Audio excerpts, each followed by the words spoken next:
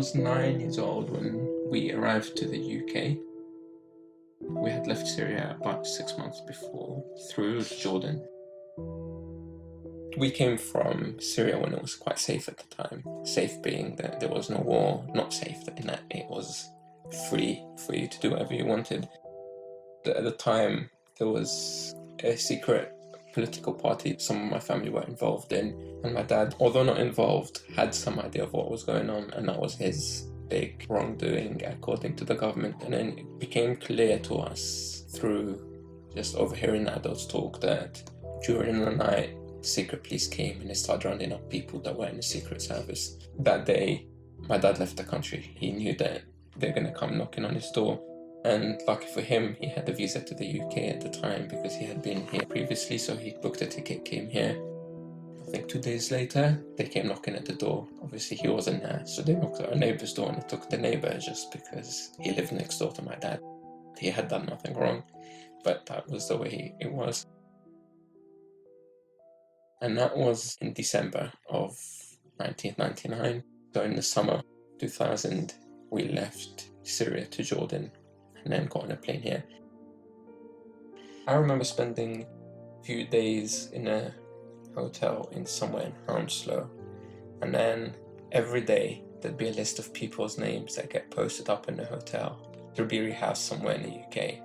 I had got into the process of running up to the board. I didn't know what was going on. I just saw the excitement on people's faces. I think one day I'd gone up and if someone who's Arabic, like, what are you looking for? I gave them my dad's name and it was on there. And we'd been given the house in Sheffield. We'd gone up there with just our suitcases. Next day, Dad took us around to the school to sign us up, and everyone was welcoming. I think what helped the most was my teacher taking me. She spent quite a lot of time with me for the first few months, because I think with that kind of help early on, I wouldn't be where I am now. By midway through year 6, so about 18 months later, we had paperwork sorted, and Dad, having known people in London, decided to move back and try and find a job here. So I remember saying goodbye to everyone in the school, and I remember I cried. I remember some of the other kids cried. So we moved in Christmas of 2001. That's when I came to Salisbury.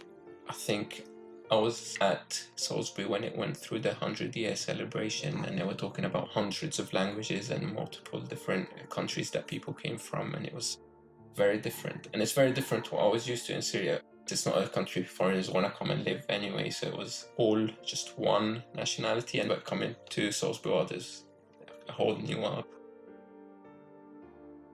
So I moved on to year 7 and went to a school in Swiss Cottage. We then moved again and spent year 8 in Neasden, and then my dad found work in Leeds, so we uprooted again and moved to Leeds, and work wasn't what he envisaged, so he decided to come back.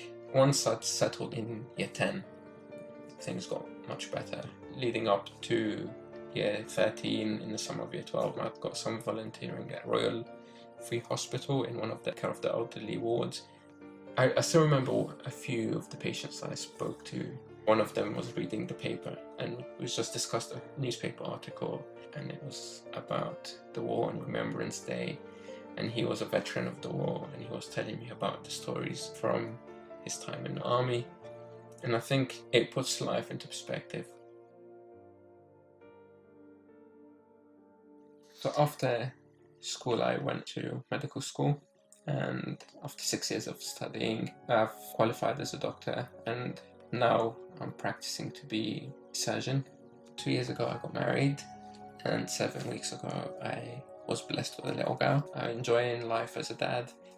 Like I said, my dad luckily had a UK visa. In one of his trips to the UK, he had bought me a blue convertible toy car. It's a Jaguar. The doors opened, the steering wheel turned. It was my favorite toy growing up.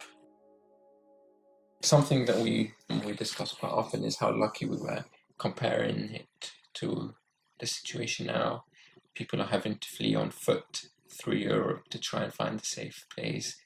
A lot of people are drowning in the river. A lot of people are living in refugee camps across the borders.